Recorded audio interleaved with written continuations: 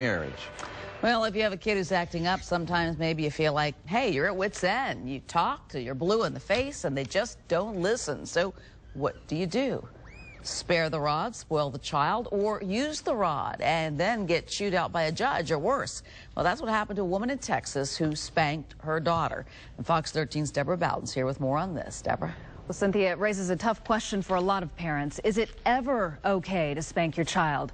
Well, a judge in this case says no, it's never okay. It's one of the biggest debates among parents, to spank or not to spank. Years ago, it was commonplace, but not anymore.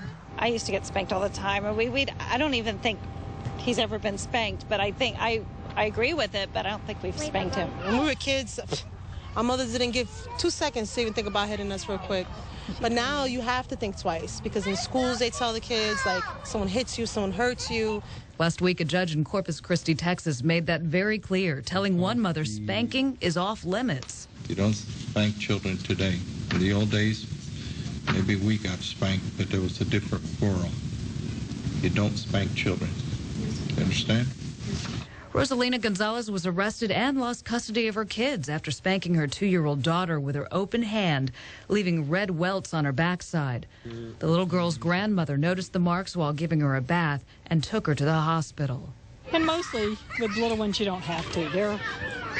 You can love them into doing anything you want to, just about, so most of the time. Marilyn Paulson, a grandmother of 2, likes time out instead.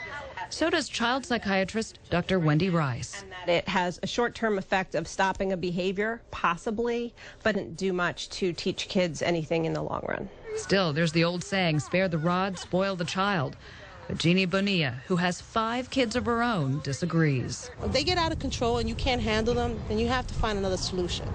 Physically hurting them, it's a wrong step. And that mother in Texas, well, she avoided jail time. Instead, the judge sentenced her to 5 years probation and ordered her to start taking parenting classes.